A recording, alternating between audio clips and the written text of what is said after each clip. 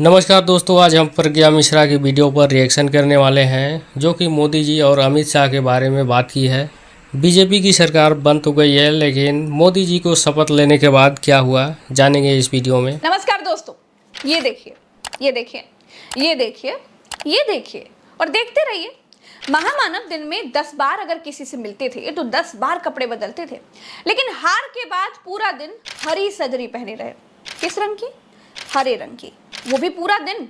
जो महामानव अपनी माला में दूसरों को घुसने नहीं देते थे, उनको एक ही गुलदस्ता बार बार चिपकाया जा रहा था। जो महामानव अपनी हट के आगे दूसरों को सेकते तक नहीं थे, मैं आई मी माई सेल्फ मोदी मोदी मोदी करते हुए आघाते नहीं थे, अब गठबंधन में आकर हकलाने लगे हैं। और मुझे प्रधानमंत्री डेजिग्नेटेड के रूप में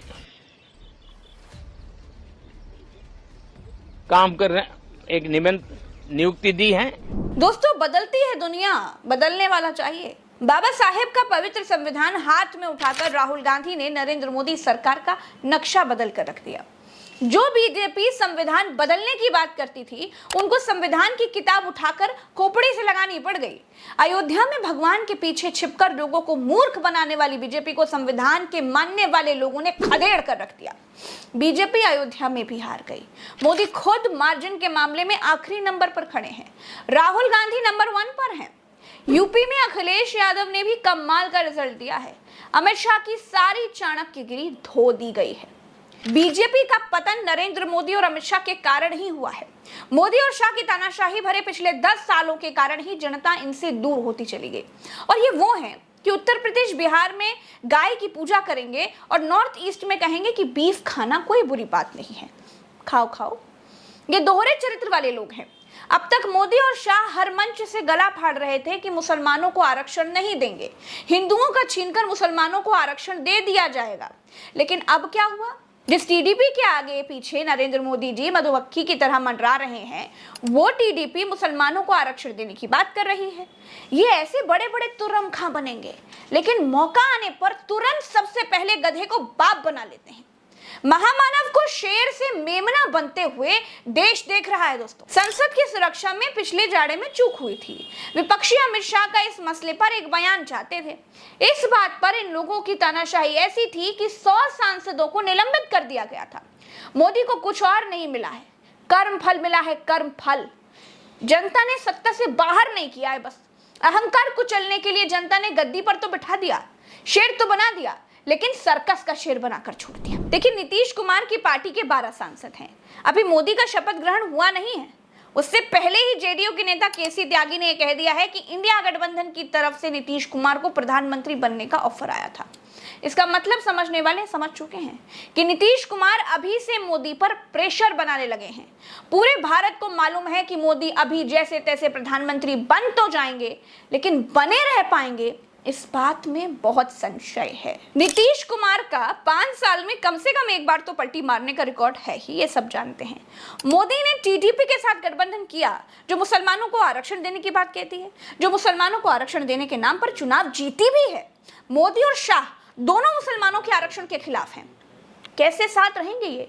कौवा और बगुला एक साथ कैसे रहेंगे भाई? ये तो अलग अलग ही दिखेंगे ना। कि 10 साल में प्रधानमंत्री जी ने हरी जैकेट पहनी है क्या? कभी वो दिखाई नहीं दी। तो एनडीए की मीटिंग में जो हरी जैकेट पहन के प्रधानमंत्री जी आए हैं, ये क्या संदेश देना चाहते हैं? फिर मैंने अपने वरिष्ठ जो पत्रकार साथी हैं उनसे पूछा, तो ये क्यों पहनी हरी जैकेट? वो तुझे नहीं पता? मैं कहा हाँ, किसान लोग दुपट्टा वगैरह डाल के आते हैं, वो किसानों का रंग है। बोला नहीं, किसानों की छवि से बाहर आओ, तुम किसानों में घुसे रहते हो, ये मुस्लिम समाज के लिए अच्छा कलर माना जाता है हरा रंग। तो अब प्रधानमंत्री मोदी जी को मुस्लिम समाज से कोई द्वेष भाव नहीं है, वो मुस्लिमों को भी गले लगाना चाहते हैं। वो क्यों गले लगाना चाह रहे हैं? क्योंकि चंद्रबाबू नायडू ने लंबे चौड़े वादे आंध्र प्रदेश में कर दिए हैं और वो पीछे हटने को तैयार नहीं है। अब वो सारी चीजें करेंगे। तो प्रधानमंत्री जी चंद्रबाबू नायडू की सारी बातें मानने को बाध्य हैं, वो मना कर नहीं सकते। तो इसलिए वो मुस्लिमों को भी गले लगा सकते हैं। और ये भी हो सकता है कि उनके अगले भाषण में आप जो है मुस्लिमों के पक्ष में कुछ लंबी चौड़ी स्पीच सुन लें। तीसरी बात दोस्तों तो ये है कि मैं प्रज्ञा मिश्रा पर्सनली ये चाहती हूं कि देश में एक मजबूत सरकार चले, हर 3 महीने में लड़खड़ाने ना लगे। देश की प्रगति के लिए मजबूत सरकार होनी बहुत जरूरी है। मोदी और शाह ने अपने पैरों पर खुद कुल्हाड़ी मारी है। मैं पिछले 5 सालों से बता रही हूं कि मोदी और शाह हिंदू मुसलमान करके अच्छा नहीं कर रहे हैं। मैं पिछले 5 सालों से कह रही हूं कि धर्म के नाम पर भड़काना ठीक नहीं है। मैं पिछले 5 साल से कह रही हूं कि जुलूस निकालिए, लेकिन मस्जिदों पर चढ़कर झंडे लगाना ठीक नहीं है। मैं पिछले 5 साल से ये बात कह रही हूं कि तुम्हारी औकात राम को लाने की नहीं है।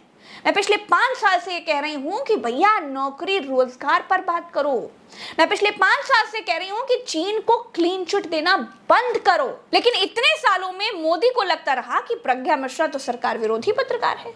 तो मिस्टर मोदी जी, मुझे नहीं मालूम कि आगे 5 साल आप कैसे सरकार चलाएंगे, लेकिन ये जरूर जानती हूं कि अगर आपने मेरी बात मानी होती, अति ना की होती, अमित शाह को थोड़ा समझाया होता कि भैया अपने घमंड के घोड़ों को थोड़ा विराम दो, तो आपकी इतनी बुरी हालत नहीं होती। मोदी जी, शुक्र मनाइए कि मायावती जी उत्तर प्रदेश में हैं, वरना आप गुजरात प्रस्थान कर जाते। मेरा ये वीडियो आप सुन रहे हैं तो एक और बात सुनिए कि मैं प्रज्ञा मिश्रा सत्ता से सवाल करती हूं और करती रहूंगी, क्योंकि पत्रकारिता की क्लास में यही तो पढ़ाया जाता है कि सच्चे पत्रकार को विपक्ष की आवाज बनना चाहिए और सरकार में जो भी ठीक नहीं हो रहा है उसकी आलोचना करनी चाहिए। तो मैं सत्ता की आलोचना करने योग्य कामों की आलोचना इसलिए नहीं करती हूँ कि कांग्रेस मुझे पैसे देती है, सपा मुझे पैसे देती है, बसपा मुझे पैसे देती है। मैं इसलिए करती हूँ क्योंकि यही सच्ची पत्रकारिता है। सत्ता से सवाल पूछने वाली प्रज्ञा मिश्रा को अगर आप सत्ता के खिलाफ मानते हैं, दुश्मन मानते हैं, तो वो आपकी प्रॉब्लम है। फिर कहती हूँ दोस्तों, मैं प्रज्ञा मिश्रा, मेरे जैसे तमाम देशवासी देश में मजबूत सरकार चाहते हैं, चाहे वो जिसकी भी हो, एनडीए की हो या इंडिया की हो, फर्क नहीं पड़ता। बार बार गिरने वाली सरकार देश का भला नहीं कर सकती। लेकिन मोदी जी, आपने पिछले 10 सालों में जो बीज बोए हैं उसकी फसल तो आपको काटनी ही पड़ेगी। मुझे मालूम है कि रस्सी जल गई है पर बल नहीं गया है। आप ब्रॉडकास्ट बिल लाएंगे, आवाजों को दबाने की कोशिश करेंगे, लेकिन जितना दबाएंगे ना, आवाजें उतनी बुलंद होती रहेंगी। लोकतंत्र में सरकार तानाशाही से नहीं चलती है, इसका सबक भी आपको मिला है। सबको साथ लेकर चलने से ही चलती है। धर्म के नाम पर बांटा गया समाज कभी तरक्की कर ही नहीं सकता।